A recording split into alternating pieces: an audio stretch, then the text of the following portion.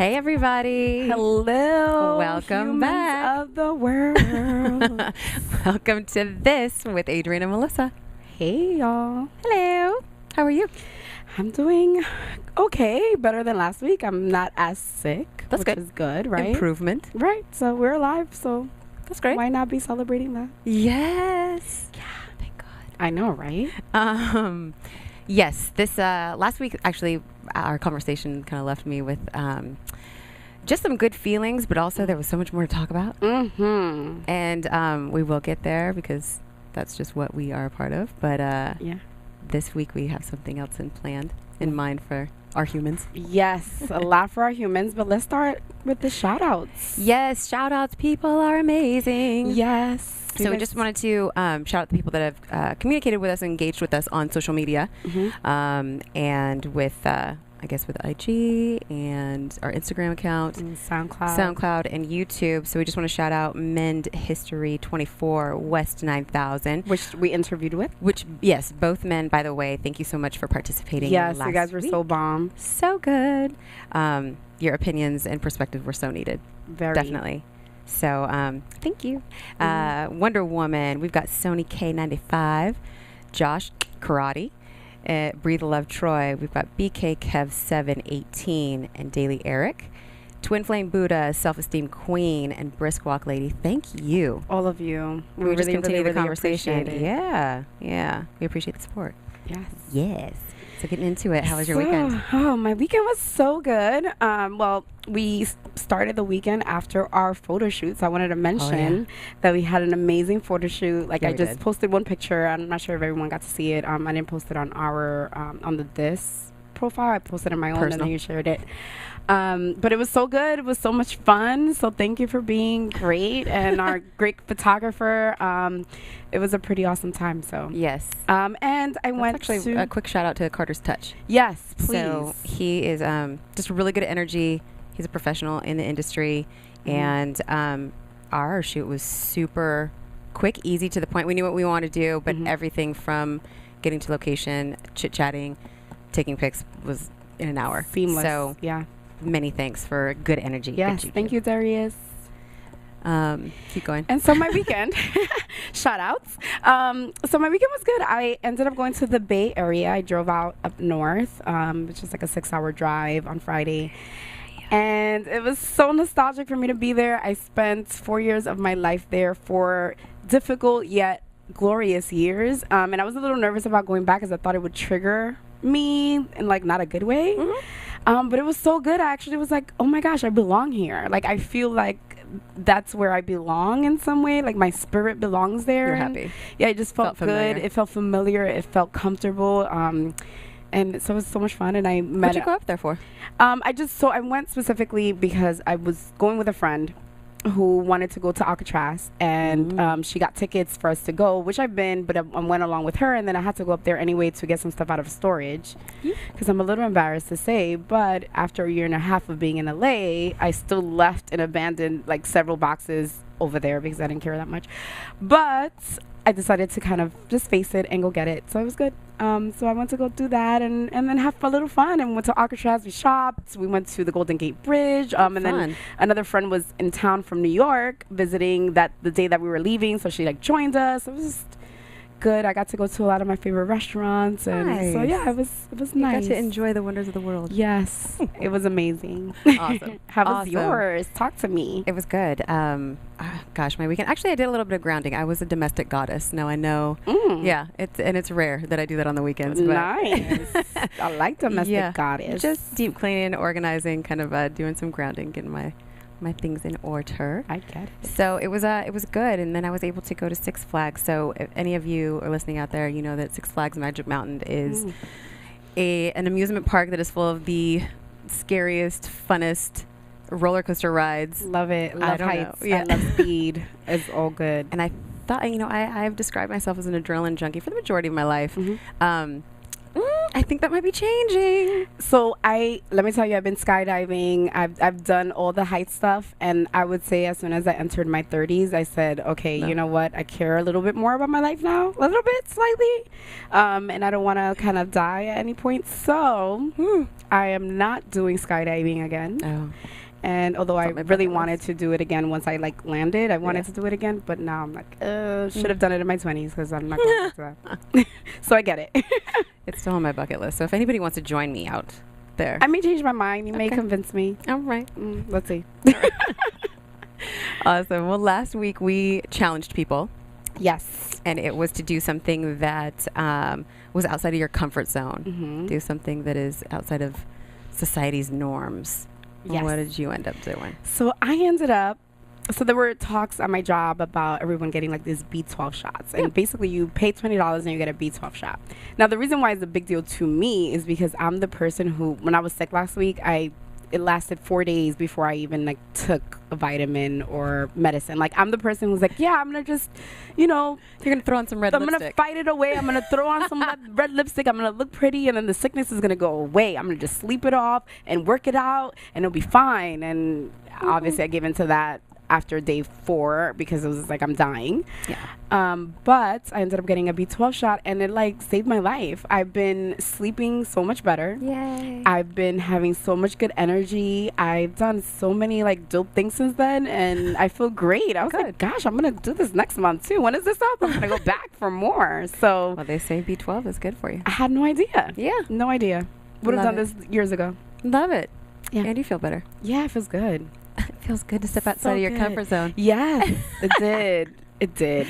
Fantastic. Fantastic. For myself, you know, I had some conversations just with some loved ones that were put me in a vulnerable situation, like in a vulnerable position. So I don't like to necessarily do that, but it was necessary. And I realized that, you know, once you just put yourself out there, there's actually positive feedback. Everything that you're actually worried about, it never really comes to fruition. Right. Like you always plan it in your head, like scary sounding thing, and it's not. It's really not. So, with that, I mean, it was a good week.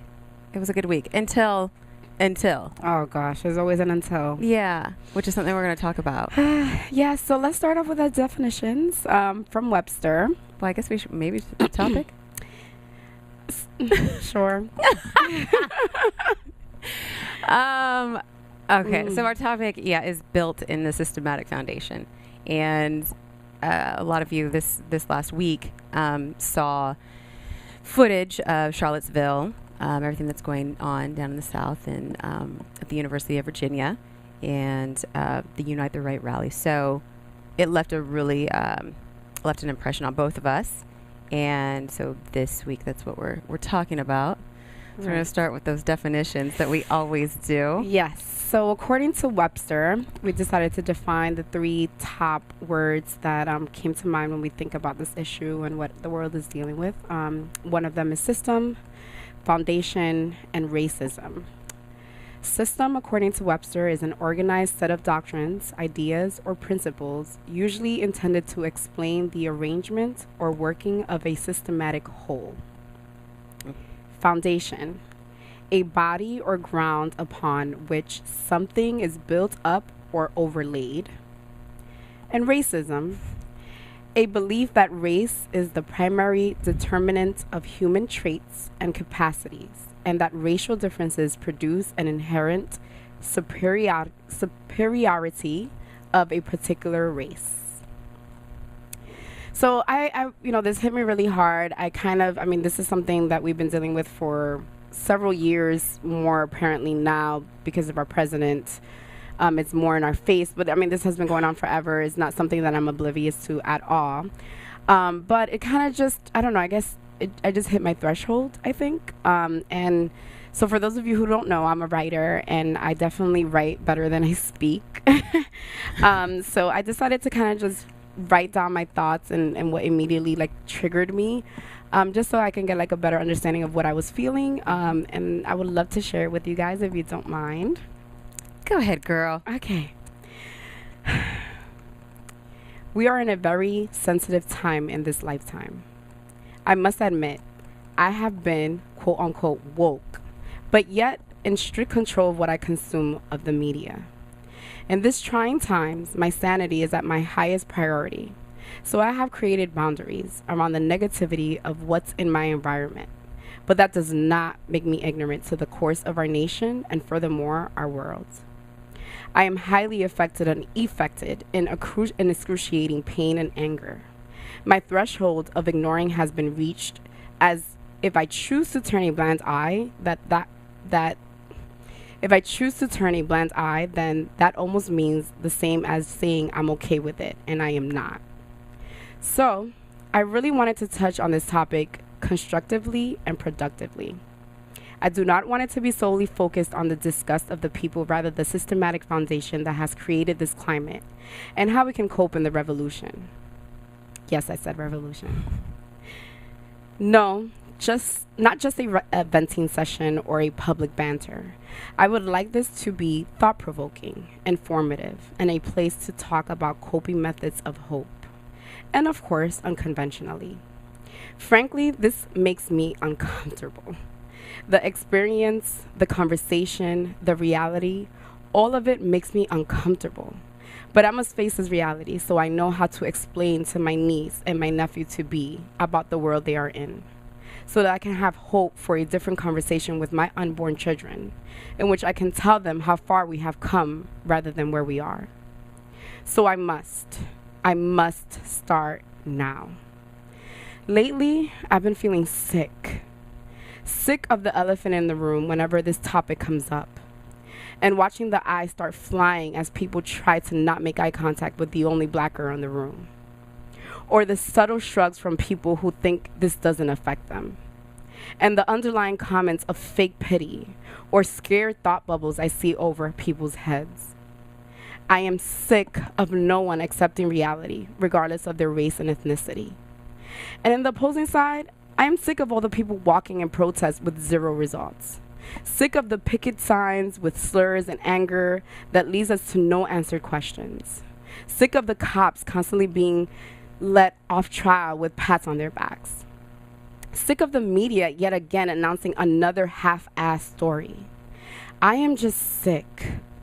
I am just sick and tired. The worst part is, I'm mostly sick of not even knowing what to do about it and where to start. So here's my effort of starting a conversation right here, right now. Good place. Thanks for being so personal. Yeah. That's a lot. I know, it's a lot. And it was just heavy and it was sitting on me. And, you know, like I said, I haven't really talked about it much. I hadn't watched the media. So not that I felt removed, but I would admit I was somewhat avoiding it to save my sanity. But I think now is just like I think we've reached. You have. I have reached a wall where I'm just like, if I don't say anything and I don't address this, then I'm just part of the problem. And here's the, and so what, for me, I'll just say like, for me, I woke up one morning and I scrolled through my Facebook, Instagram, whatever, social media, and I saw a video of Charlottesville and the men that were coming with their tiki torches to the center of University of Virginia, and I watched the entire video, which I rarely do. I don't watch these type of news at all, because like exactly how you're feeling, I choose not to. That's my decision. I don't do it. So I watched it, and I immediately was like, I regretted it, and then I was like, well, let me find something else that's like, what are people doing? Like, what are they doing in their lives? Like, what is going to lift up my spirits? What was your main trigger? Like when you wrote that, what was the last thing that you watched? I didn't watch anything. That was crazy. I didn't watch the video about what happened you just until kept this seeing morning. It in your timeline or what? When I was driving back from the Bay Area, my sister is heavily into the media and she watches the news, and this is like her thing. So she had mentioned it on our family group chat, and it just triggered me like there's another thing. And then I read like a little bit of the headline of the article that she sent, just the headline, and it was just like, gosh, I'm over this. I'm over reading about this. I'm over this whole thing. And I proceeded to ignore it.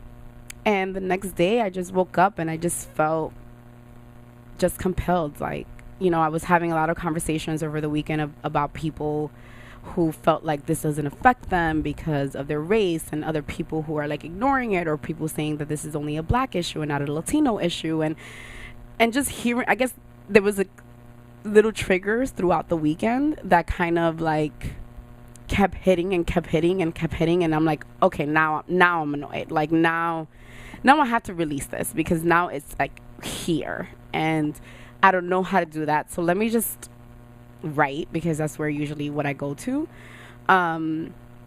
And then I'm just like, okay, I need to say something, because I have said nothing. I haven't said anything about the shootings. I haven't said anything about anything. I usually live my life. Well, because at the end of the day, like, let me ask you, what's going to be the result?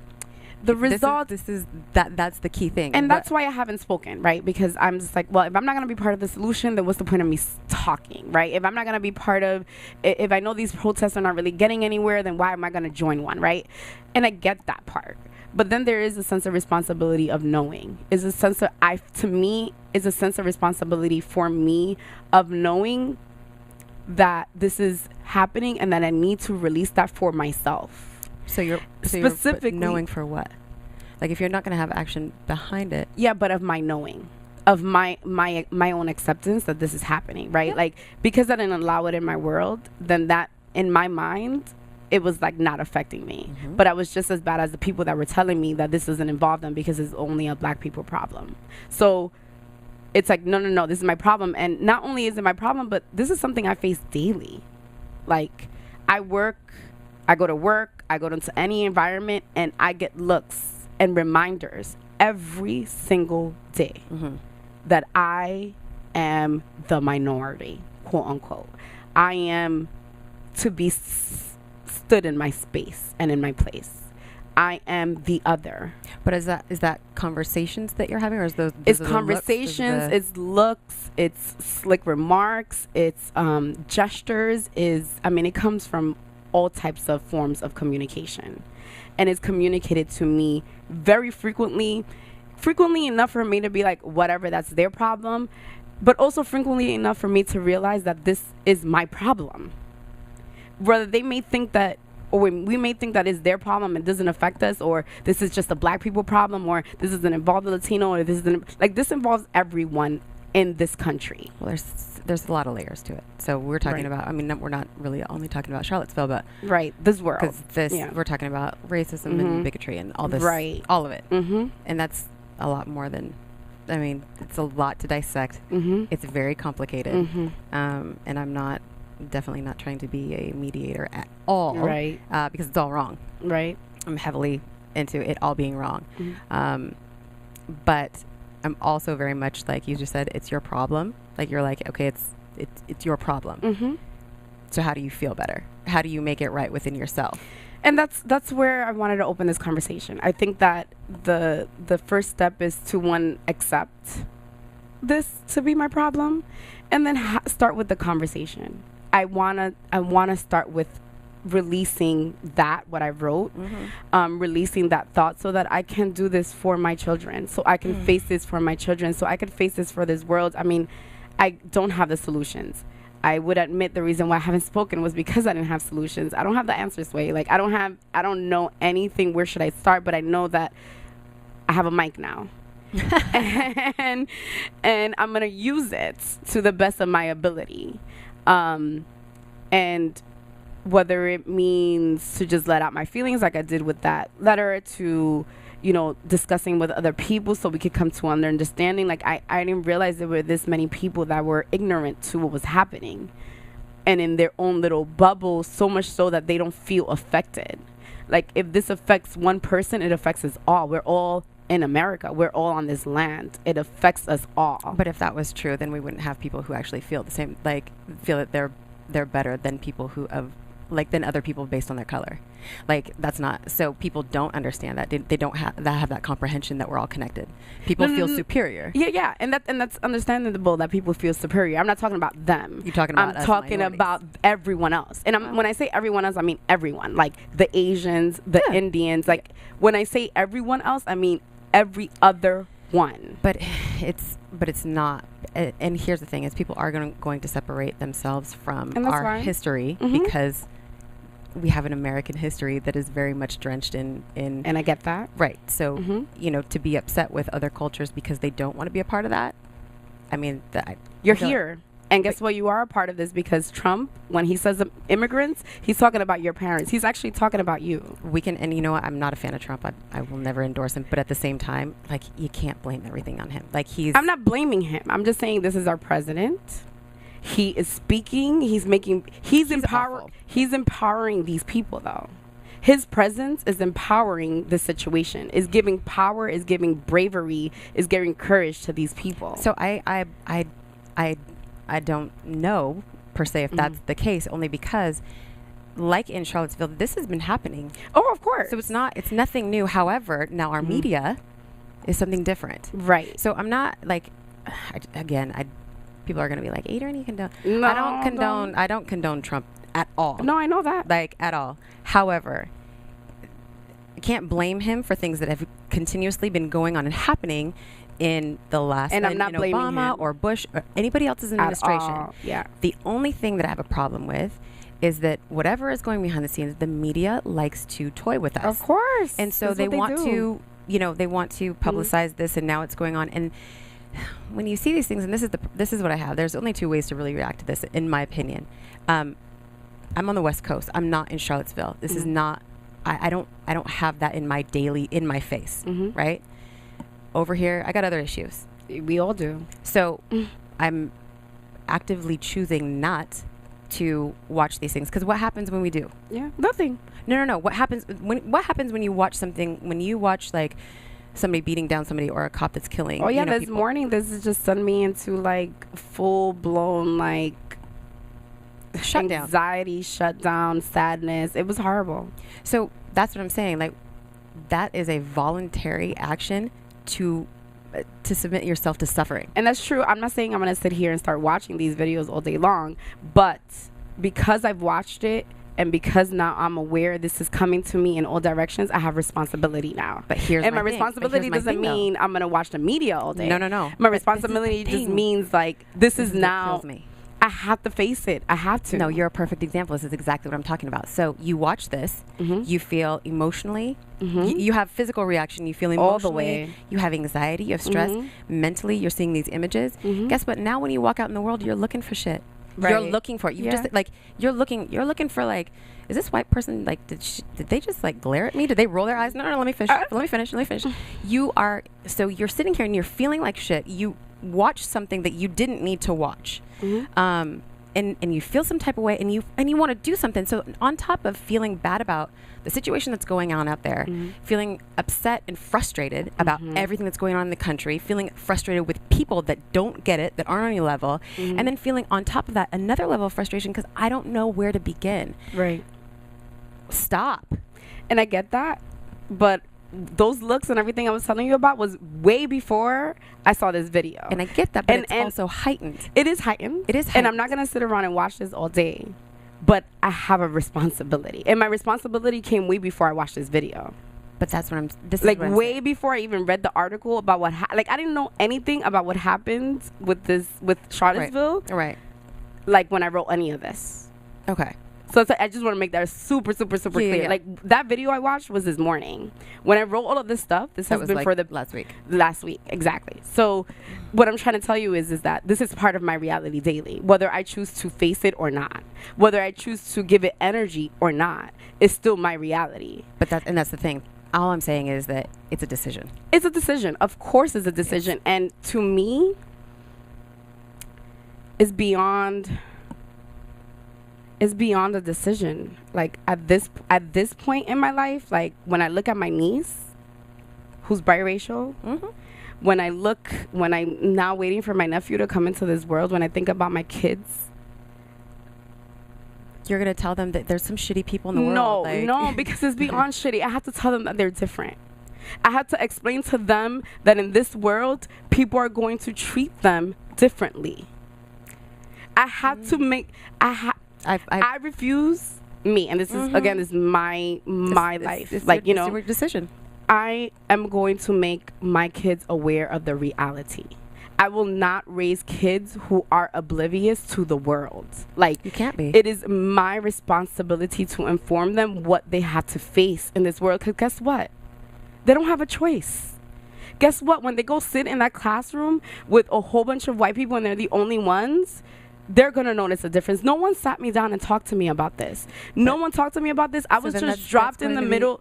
I was dropped in the middle of craziness. I left Harlem and I was given a scholarship to go away to college to a school that was predominantly white.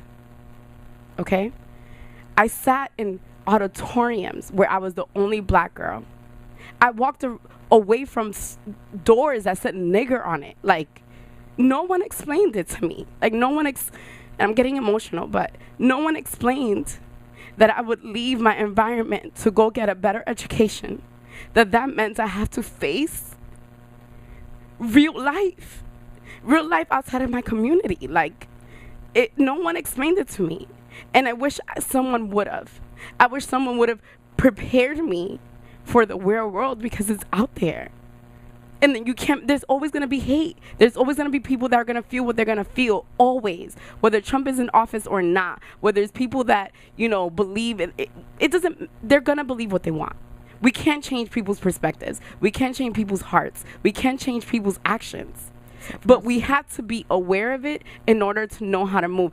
That situation that I've been through, even in my first college, like that first initial awakening, Orientation to outside of your community. Yep. That was intense for me. I mean, I remember being in class and this girl turned around and we're introducing ourselves, and there was this girl who's Colombian, a friend of mine, and she was my first roommate.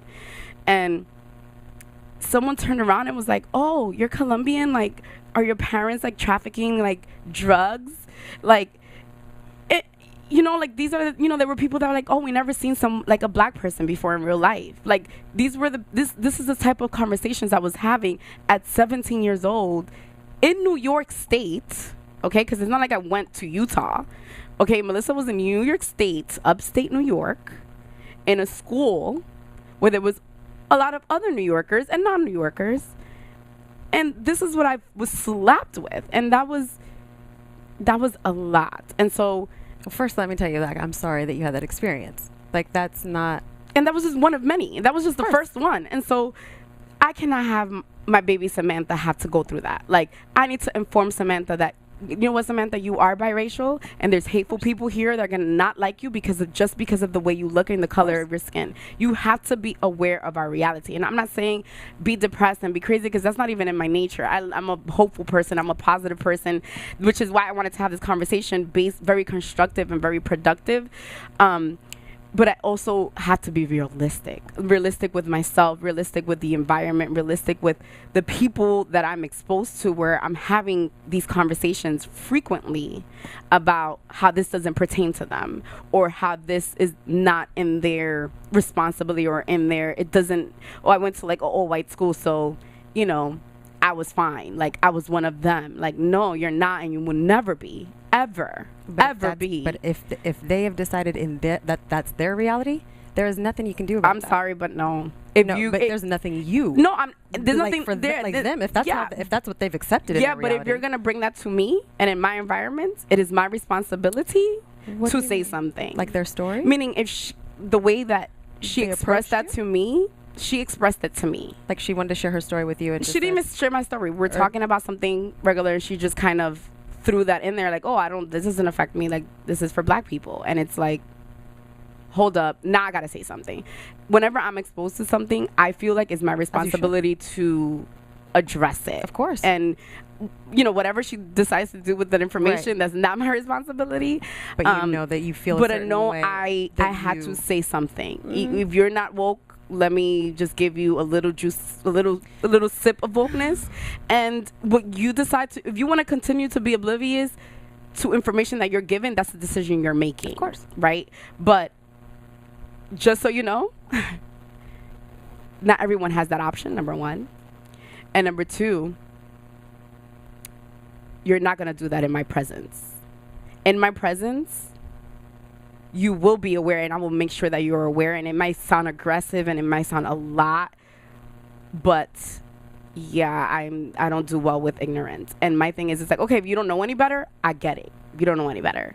But now that you know and you make a different decision, then now I have to decide how I move with you accordingly, right? Because now it's like, oh, okay, well, now you know. But how much is, and that's the thing, though. For you, like you're saying, like you deal with it on a daily. Mm-hmm. Some people don't deal with it on a daily. Right. Or they choose Or not to, yeah, whatever. they choose not to deal with it on a That's a daily. decision. Or choose to be oblivious to it. Because I gave her examples. I was like, have you, anyone told you this or said this around you?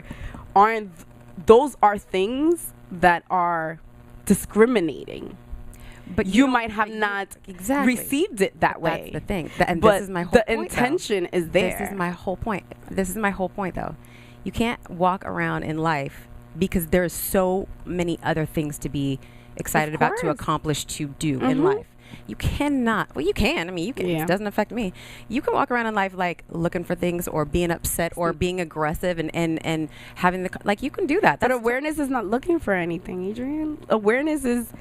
It's not. It's absolutely not. Is information, right? But if you are looking for it and you're constantly like, if you're telling people about their stories and about, oh, well, it was discrimination against you, whether you saw it or not, let me tell you about you. Like, yeah, that's a lot. Like, that's a lot. Like, people aren't, it's not that they're, and it's not that they, like, aren't, maybe they aren't aware, maybe they are. But guess what? At the end of the day, are you okay right now? Like, today, are you okay? Like, is your quality of life good? I get that, but we could have both conversations in one sitting. But answer me, because I've been sitting here and I've been listening to you. But like, so go walk with me down this realm. Like, you have had bad experiences. Of course. A lot of us have. Of course. I mean, I could give you mine, but I won't. Right. Like, it's just, it sucks. It sucks being called the N-word. It sucks having to go through all that. It sucks with people who want to come and touch your hair and give you backhanded compliments. It's BS. It sucks. But, like, if I really focused on that, and it's then not about focus. No, but it is, awareness and focus is two different things. Because if you listen to me, you'll understand that what I'm saying is, if I marinated on it or was aware of it and kept that at the forefront of my mind every day and walked out into the world like that, I would be a completely different person. I completely understand that. So I 100%. So it's not that I'm not aware. I'm definitely aware. Like, I cannot not be aware. Right. I got I'm biracial myself. I've had issues in my both family. ends. Yeah. Like, I get it. I've been like where you are when you're like one of 3 black kids in a school. I get it. Yeah. Now, I could sit there and be like, yeah, that's, what I went through, and this is how I'm going to identify myself. Or I can just say, you know what, like, this is part of my upbringing. It's part of my childhood, which my childhood was amazing, but like, it's just a coming of age for me. And I'm a better person because I've had that experience. Because I am more aware and I can navigate and move. But I choose to do it in a way where, you know what, I'm going to come out here and I'm going to love, first of all, myself. Like, and I'm not tripping. I'm not thinking that I'm lesser than just because somebody else's, thought process. Because and then you have their, like, perspective.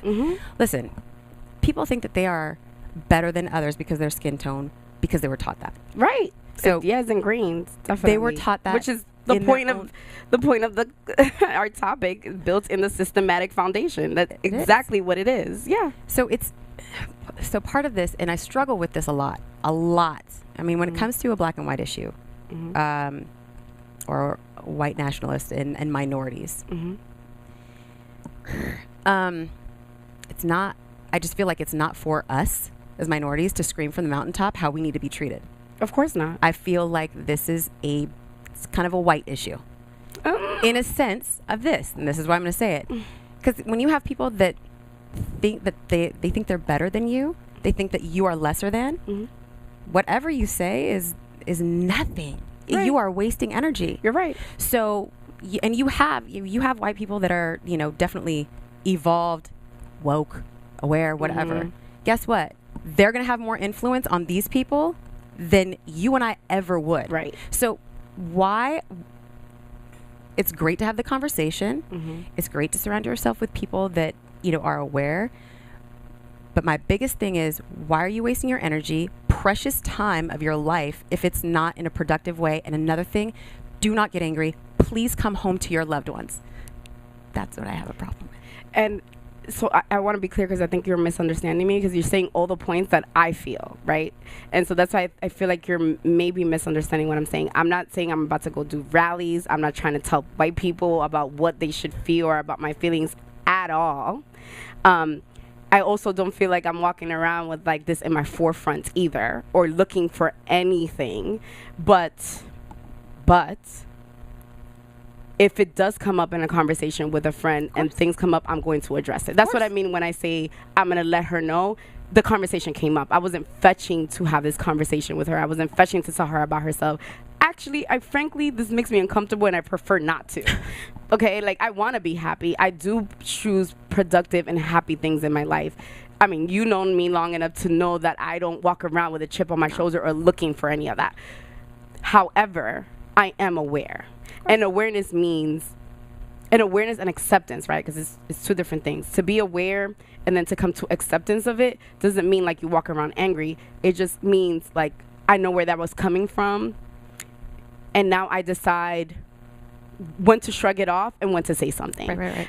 You decide, you make decisions, right? Like you said, you make a decision like, okay, well, that comment that my coworker just said was slick. Should I say something about this or should I not? Sometimes it's relevant and sometimes it's not.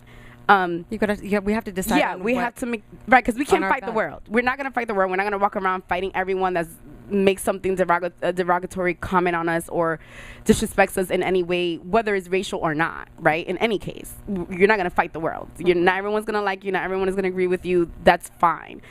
However, because I have a niece, and I think maybe my niece is the one who's bringing all of this up, and I'm going to have kids, and this is the climate that we're in, it is my responsibility to understand this awareness and accept it and speak when I'm called to. And what I mean when I'm called to, like, sometimes I am speaking to somebody who I'm like, what I tell you right now is going to be irrelevant. And it could be based on race or not. Like, sometimes you're speaking to somebody and they're in this world that they've created that you're like, okay, I'm going to just let you be there, right? And then other times people say something to you and you're compelled to say something. Of course. So I think it's about choosing and deciding and deciphering. With this specifically, it just, again, I haven't spoken anything about any of the shootings. I haven't said anything about anything. I haven't discussed nothing. Why? Because I felt like I didn't have anything constructive. And maybe because I didn't have this mic. Now that I have the mic, and now that I feel like it's time for me to be constructive so I could be conducive to my family and my family to be, I have to be productive and dedicated to the responsibility. So you want to go more that on the I activist hold. route? No, not activist. I'm not gonna go and pick it. Like I told you, I was mad about the protesters. I'm not mad. I'm not really into anything that's happening right now. I think that there has to be something new and a new process created for this. I don't know what that is. I don't know what that looks like. I just think that we're in a new era, and doing it the way MLK did it worked then. I don't think that's really conducive in today's world. But it didn't work then. He was assassinated and everything. I mean, but there were changes that came. There were changes that were triggered. That were triggered by his actions. There were changes that were triggered by his actions. Whether his success or his level of success, I don't think it's living or dying. The level of success is you made a decision that you stuck through, and then there was an end result to it. I'm a Capricorn, so I'm constantly thinking end result. I'm thinking goal. I'm very goal oriented. I don't think we've approached like his vision though. I mean, Martin Luther King's. I mean, there's definitely, yeah. He's had some success since his death. Is that what you're saying? No. I'm saying from his actions that were made those years ago, there were some changes that came out of that. He triggered change. I don't know if today, in today's time, protesting like the way we've been doing it is really bringing about change. I don't see it. I don't know. I haven't spoken to like the leaders of the Black Lives Matters. I haven't spoken to anyone, so I don't know. And I actually, frankly, I don't really read much about it. But from what I am seeing, nothing is changing. And everything keeps happening. So it's like, that's not conducive to results. I'm a result-based person. So I don't know. I think maybe the new generation is gonna come through and like build some new stuff to like do something. I don't know, to bring around about some type of change, some type of revolution. Well, there's always gonna be hateful people. Here's the thing: is like, so if you're asking the next generation to come up with something new, then you have to stop looking at reality and what is right now. You have to start dreaming about how, like, of course, and I have. But that's the thing, is like, you talk a lot about like, okay, well, this is my reality, this is right now, and we talk about like it's changing. It changes all the time, right? But more so, like, you have the power to figure out what it is that you want, like what it is that you want to see in the world. So that's why I stress really hard that when, you know, we watch these things or we have these conversations, which I think is great that you're going to like address certain things. I don't know if it's so great that you're telling somebody about their experience and that it was, you know, discriminate because you weren't there. Yeah, but that's just like, the way I roll. I wasn't telling her about her experience. I was just kind of going through it with her. I'm like, have they said things like, I was asking her questions. I wasn't making judgment. Have they said things like this to you? Have you heard this before? Because these are the types of things I've heard. Did you ever hear that? She was like, actually, I have heard these things. I have. And it was a light bulb switch. So I wasn't pointing fingers and telling her what she went through. I was just trying to relate to her by telling her my experience and seeing if she's heard the same things I have. And when she agreed, it confirmed that it was a decision that she was making to ignore it and not see it as what it was to me. Gotcha. So then I was just kind of different than what you said before, like the phrasing of it. So I was like, yeah. No. I wasn't like, oh, you were really? Like, white people are probably horrible to you. No, that's not what I said at all. I always ask questions, and then based on your questions, I give my analysis based on my perspective. That's who I am. I'm result based. So it's like, okay, you said this, you said that. Okay, now we're linking all of this together. This is what I've been through. You went through the same thing. You just received it in a different way than I did. That's all. So definitely not judging it. Like rolling around here like, yeah, you were discriminated against and you don't know it. Although I could say that because that's probably accurate. But we're not gonna go there. Oh my God. I'm just saying. But I think when I think when your one of your concerns is really valid, is extremely valid as far as, you know, your loved ones, these ones that are growing up, your niece, like your unborn children. It's really important that we have an understanding and a grasp of it, but also that I think that we instill in our loved ones, number one, that they have the power to decide on how they're going to receive and to react. First and foremost, like, please don't be a hothead and please come home. That is so important to me. Number two, that like you don't accept when you talk about like reality, right? Like this moment right here, you don't accept that. You don't. It's not. What do you want this world to look like? Like Martin Luther King was talking about, here, I have a dream. This is like as an example. So he's sitting here like drawing this picture of a dream of, you know, a world that's basically colorblind. Okay, well, obviously we still need that. And people need to be a little, I don't know, creators, dreaming, imaginary. They do. You need to use your imagination. Don't be stuck in this reality, because if you're stuck in this moment and you're looking at what's going on in the media or, you know, what is in your immediate, it doesn't do anything for us. It doesn't move forward. Right, Adrienne, but you need to know where you are in order to know where you're going. I mean, Adrienne, we talked, our first episode was being present. Yeah, it's important to be here to understand where to go. And you handle your situations when they are presented to you. Right. However, when you are alone or when you are, you know, overwhelmed, if you're letting these thoughts go through you, I feel like that's a decision. I'm not saying, listen, if there is a situation, I am one to absolutely address it, pull somebody aside and say, hey, that was inappropriate. This is what it made me feel like. I mean, I've done it tactfully and untactfully at times. So I get it. But to sit there and just accept it, like, okay, this is the way it is, and we have to, you know, do something major. You can do something major, but it's got to be, that's a different conversation. And it's more on the side of understand that we live in a capitalist world, like in a capitalist country. Yep. So if you are not hitting the pockets, and I mean in a widespread way, like every minority in the U.S. is like like shutting down, you know, I don't know who, freaking who, no, who owns, like, whoever all the white people are that own the that own like the football. Oh, like the football, the teams and all of that. Yeah. You know what? Like, the stop watching investors. football. Like, shut it down. There's so much. Like, we that's have a lot just more one. power than we think. Is what you're saying. I do, but it has to be on such a widespread level. Like it could be. It could be. I don't know if that's going to happen right now, but it could be. But then there's stuff. So we haven't even gotten to like our topics or anything. Anyway, there were several videos and links that we shared. Is actually really good. Yeah, it's good. But I wanted to touch on what you just said right now in regards to, gosh, remind me, because my head just went like all over the place.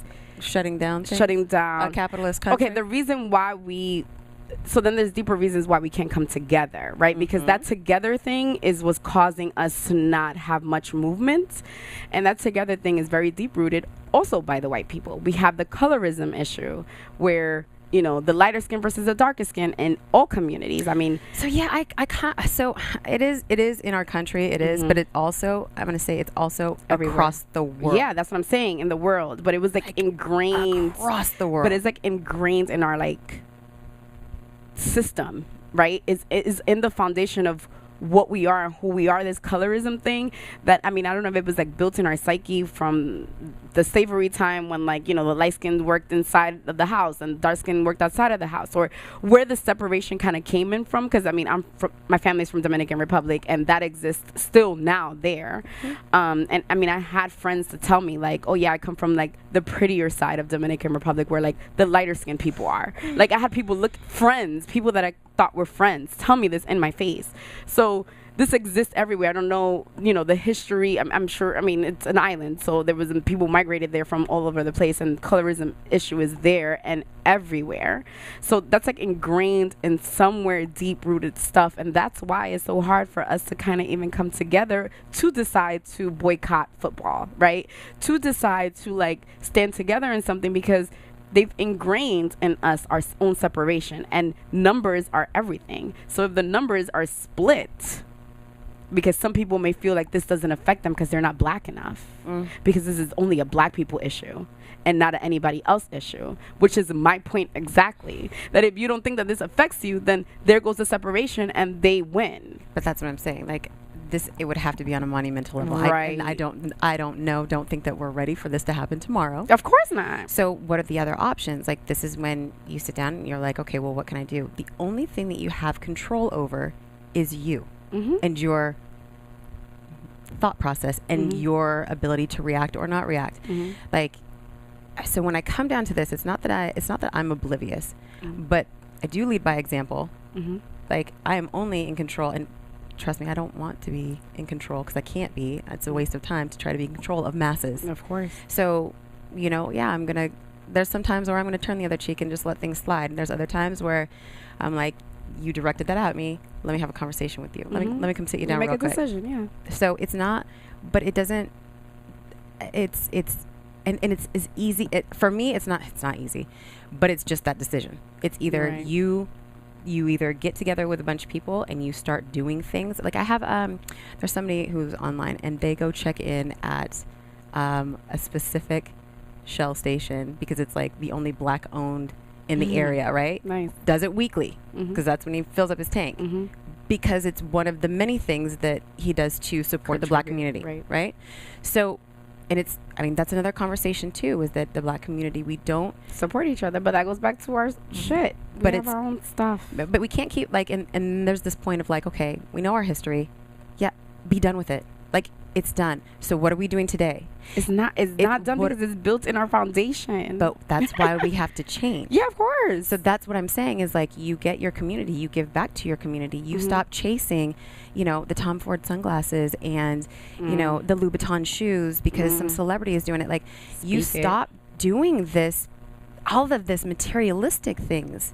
You start paying attention to, I don't know, the like planting your own food, getting some property, like shooting a gun, killing your own like animals, whatever it is. Sorry for the vegetarians, right? But I mean, you start to learn to take care of yourself and not be so dependent. And your community. Yeah, but you have to. It has to start with self. You, yeah. Like period.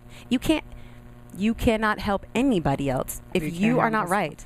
And let me tell you, all of these images and this thought process of like where we are in our history will mess you up in the head. Yeah, you can spiral. It is very dark. It's depressing to think about your ancestors, to think about your loved ones, to think about your bloodline being abused and raped and all of these things. And then we're here in 2017 and we're still looking at freaking pictures and images. We're drowned by it. It's ridiculous. So it comes down to a point to make a decision. Start with yourself. Period. Like that's it.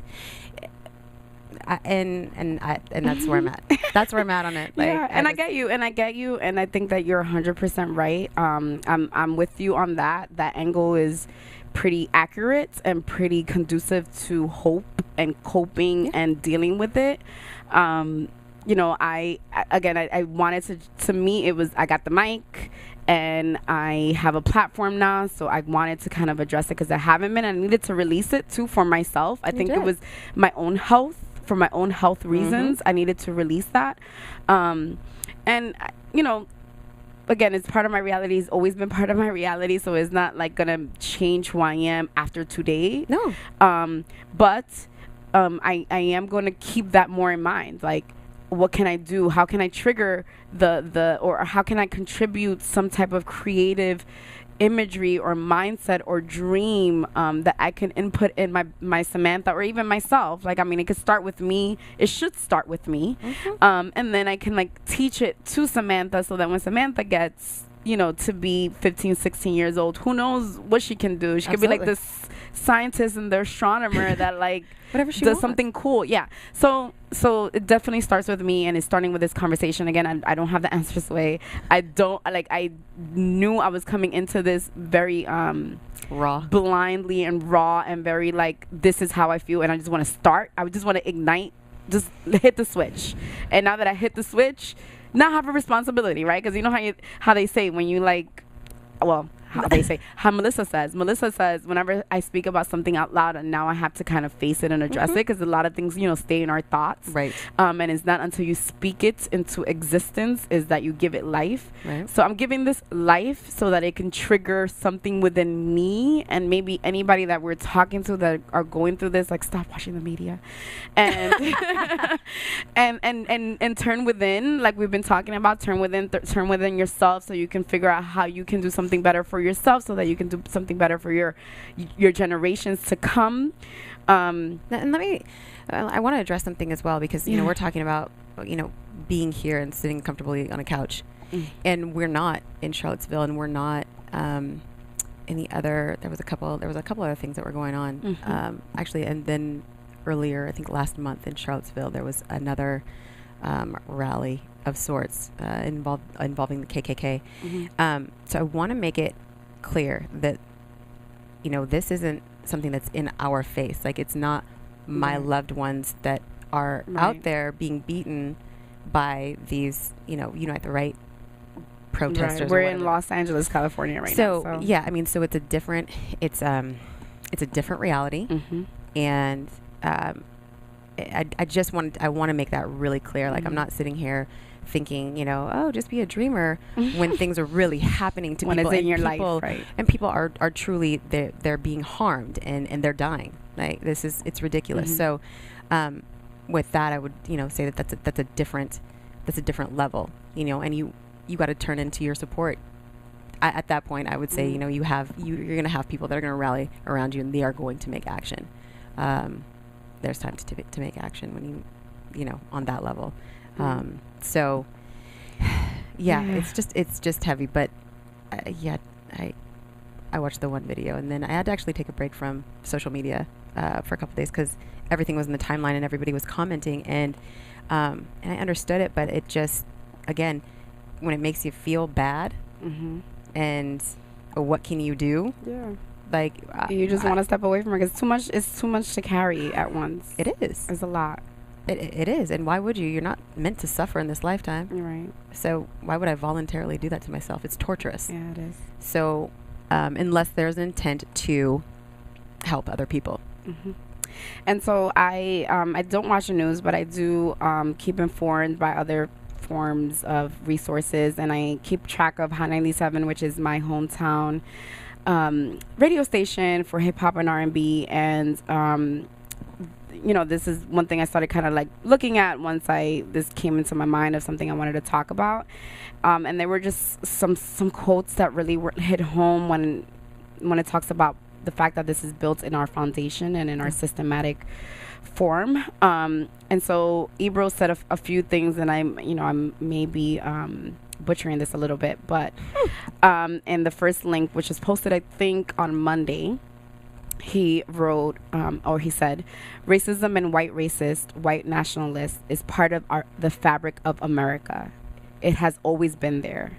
They are feeling emboldened and brave. ... Then he mentioned, why are you really holding on to, as talking to the white community? Are you really mad that your grandfather's grandfather promise was that this land was the land of the white man, but you went around the world and promoted every black, brown, and otherwise to come here and be free? Not everyone is here, and you're holding you on your word, and now you're mad. I thought that one was like so provoking, which is like true. It's like, well, we didn't want to come here. Like, you brought us here, and now you want to fight us for the place that you brought us to, and then you told us that we're gonna be free, but now we're really not, and then now you're mad and you want us to leave, and it's like, what? Wait a second, So it was like a good little like quick history lesson. And then he said, this is very key, being proactive and not reactive. Yep. Which is a lot of what the points that you're making. And then he also wrote, you have the right to be peacefully assembled. There is nothing peaceful about the KKK and Nazis. Mm-hmm. So our freedom of speech says to be peaceful, you can peacefully assemble in your freedom of speech. But the peace part is being missed when it comes to this whole thing. So I just thought those were compelling points when he was talking about it. And it was very positive, very optimistic.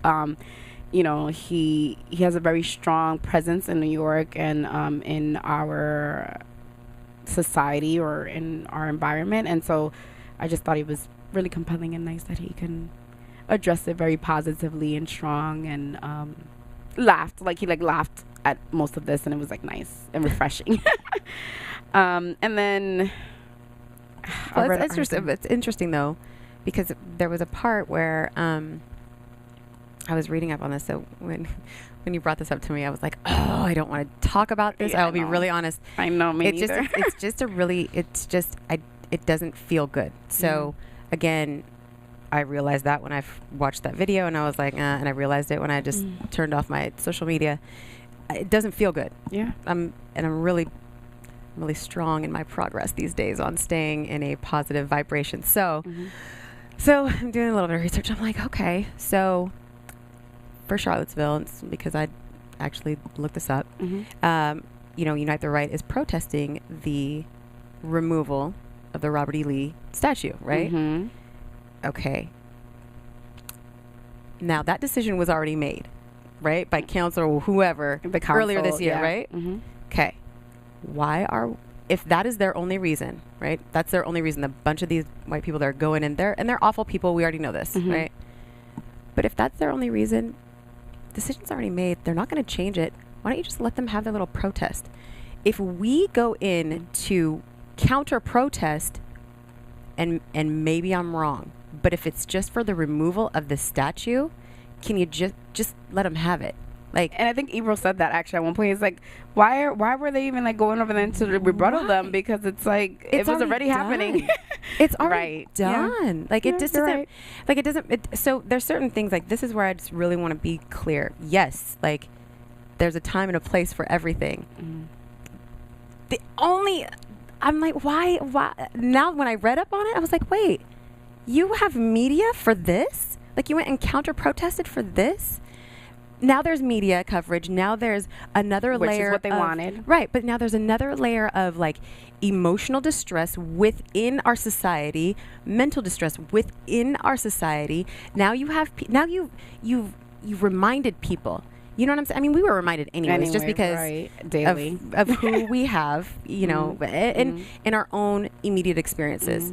Whether we, you know, whether choose you, or not. right? I mean, either you're going to notice it or not, or whatever. However, if you're going to fight like for a real reason, and not because you want to be protesting protesters that are upset about a statue being removed. And if I am wrong about that, maybe somebody can correct me, because what I read was just that they were protesting the fact that Robert E. Lee statue was being taken down. Yeah, I didn't read anything, so I wouldn't know.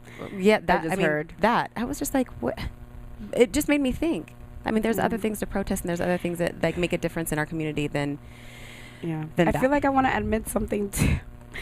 When I first saw the headline and I saw like it was white protesters, I was like excited. I was like, oh, white on white crime. Like, at least it wasn't black people going over there and fighting.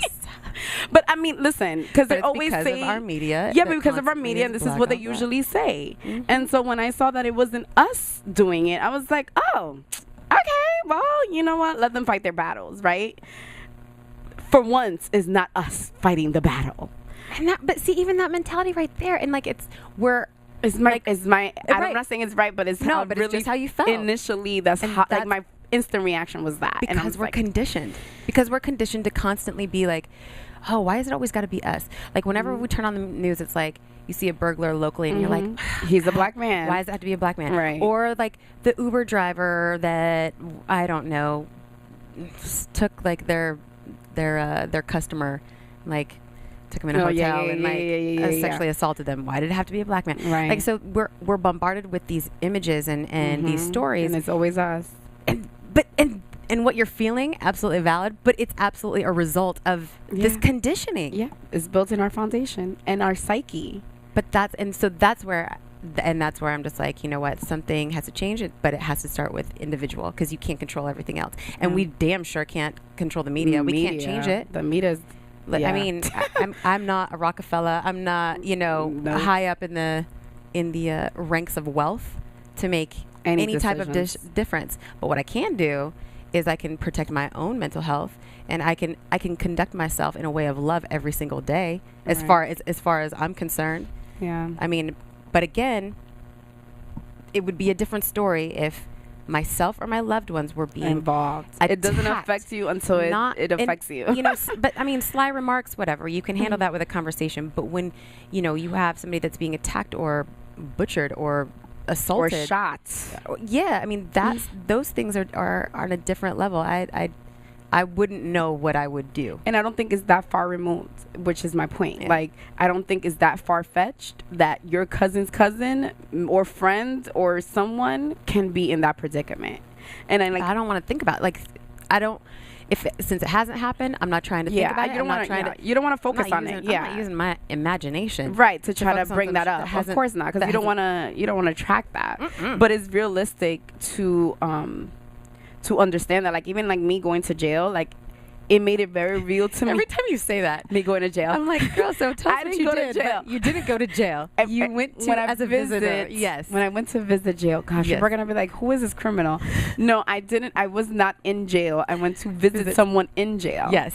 And I go frequently. Yes. And every time I go, I'm just like, wow, this could happen to anyone. Yeah. Like, this could easily be me. Like, the last time I went, it was a female, and that was in the facilities getting a visitor, and I was like, wow, like, it's a woman, and she looked super young, and it was just like, wow, this could happen to me. This could happen to anyone. Like, so don't ever be humble enough to understand that you're not immune.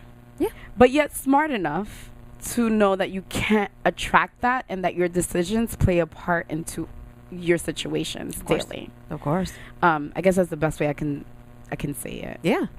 No, so, that's a great way of saying it. Yeah. Like, we have our own power. Yeah. Even though sometimes there's these things that happen where we feel absolutely powerless, out of control. Right. Yeah, like that we have no control. And we don't have control of other people. But that's when I'm also very much adamant about. That's when you go immediately, you find what feels good. So you go immediately to your loved ones, or you do something that feels good to you, and you remember that at that moment, that is your quality of life. Not some slide remark, not what somebody thinks of you because they have their opinions. Own. Yeah. I mean, don't let that get you riled up. Right. And not come home. And so come home. Is what Adrian wants to say. Seriously saying, please make it home. And so I mean, there's a million other things to say, but I think we did a good job at rounding that up. I know that I kind of gave you the duty to find some good coping mechanisms. Oh my goodness. So talk to us about those. So I tried to do that, and all of the responses or all of the articles that I was seeing I felt were just kind of BS. One was oh God, it was basically redirect judgment or something, and it was I was like, no, I'm never That's not ever coping. That's not helping. No, and I'm never gonna tell somebody oh, you should redirect your judgment or have empathy in that moment in time when somebody is calling you the You're N-word. Angry. You're not gonna want to be oh, stop with your judgment. Right. No. Right. So after reading a few articles and really not feeling that any of them spoke to what we were talking about, I just kind of made up some of my own. Tell us. So look at you getting all therapized. Well, I just feel before things happen, before a situation arises, there's some things that you can do, and then afterwards, there's some things you can do. So one of those I do feel is on an individual level to be just know that you're going to walk out into the world and have project kind of love and understanding. Period. That's what that's what your intention is. I know it sounds a little foo-foo la-la, but trust me, just your intention is love. Not saying that you have to love racist people at all. Not saying that. But when you start your day. Yeah, start the day, walk out of your house, and you don't have to hate every person you see because it triggered from the video you saw. Yeah. Right. Right. So do your gratitude journaling. Limit your exposure. The other one was limit your exposure. So we've talked a lot about that today. It doesn't even need to be said anymore. But, take a break from social media. And, if you realize, so here's one of the things. If you realize that you're watching the news and it's a habit for you, right? Maybe you watch it first thing in the morning because you're like, oh yeah, I need to know what the weather is like. But then you get bombarded with everything else. Take a break, and maybe before you start that, why don't you write a list of what you're grateful for? Create a new habit. If you watch news at night while you're making dinner for yourself or for the family, or listening to it, why don't you turn that off and turn on some music? Shake it while you cook it. Shake it while you cook it. Yes. Oh yeah, I like that one. Right? Just create a new habit. So limit your exposure and create a new habit. Right? It's a good one. I'll try it. I like these. Okay. I'm hiring you. Hey, girl. I'm hiring you. And then the other one is get creative. So I know a lot of us are frustrated because maybe we haven't had this conversation yet, and we don't know that we should limit our exposure. And all of a sudden, we're bombarded with our notifications in the news. And so guess what? When we're frustrated, release and get creative. You got creative. You started writing it out. You have a podcast. This is what we're doing. This is how you're communicating. It's a perfect example. Another example is if you're, an artiste, if you're a painter or a drawer, maybe you paint or you draw what it is that you're feeling, a scenario get it out. Get it out. And you know what? Then put that thing on eBay. Make yourself some money. Ooh, I like money making. Right? I like money making ideas. Yes. I mean, it helps to get it out. And even if you're not an artist, maybe just gather a group of friends and go out to dinner and just release it in conversation. But you know what? No, I'm gonna say stay. Here's the thing. So here's the thing. I'm gonna come back to that. Stay creative. Even if you are, some people are not creative, but maybe thinking. maybe you like Excel spreadsheets. So guess what? Make an Excel spreadsheet on positivity. I'm gonna admit, because I love Excel spreadsheets. See, you know about pivot tables, you can do that. Pivot table it, VLOOKUP it. For my little nerds out there, Yes. it's so much fun. See, there you go. So Yeah. you can do that. There's a million things, but I say, whatever makes you happy. If you are a songwriter or a writer, just write it out, get it out. Mm-hmm. And then one of the last things that I think is really important, whether it's being proactive or reactive, most importantly, I think you need to surround yourself with loved ones and realign yourself with people that feel good to you and support you. And it's super important to be present and understand that that's the type of moment. This is your quality of life. Mm-hmm. Like, you have people that love you, that know that you are valued on such a higher level than what anybody else in the world, or somebody who's so ignorant making a comment or attacking you, or even on social media if they're attacking you or making a dumb comment, anything like that. Like, you are valued, you are loved, you are infinite royalty. Do not let anything else deter you from that. And the best way that you can do that and be reminded is to surround yourself with people who love you. Mm-hmm. There's that. Oh, the last one. Of course, it kind of falls into, like, if you have your own spiritual work. So, it's important. Like, when you align, like, what is, what you value in your life, what's important to you. You start thinking about those things, and you maybe make a daily practice, whether it's a meditation or prayer. Again, you think about those things and they become important to you, and you don't pop off, so that you can make it home.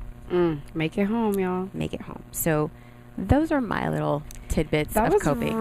That's more than a tidbit. That was like $1 million like ideas, number one. And I think you need to like get paid for that. That was really good. Thank you, love. So, how we do every week, we redefine our truth of what these Webster definitions are. Webster. So I took a little crack at it. That's right. Yes. So it's the generation is facing things head on, discussing difficult topics fearlessly. Let's breaking the system by creating new principles, getting to the foundation and uprooting the pain, and in this redefining while demolishing the inaccuracy of the belief that there is a superior racism. That's right. So, Webster didn't get it all right. That's why we're redefining. Yeah, we need to redefine these things. So, do we have a challenge? Should we change our challenge? Do you like this challenge? I didn't even look at our challenge. Oh, you don't look at the challenge? Sorry, my bad. Okay, well, let me read it. We're going to go with it then. So this week's challenge is to look in the mirror and face our reality a little bit. This country is in dismay, and it affects us all, regardless of your ethnicity. If you are part of America right now, this is about you. So let's get to a phase of accepting that it is affecting us, and then turning in and healing yourself. Yeah. Knowing that this doesn't have to be your everyday life.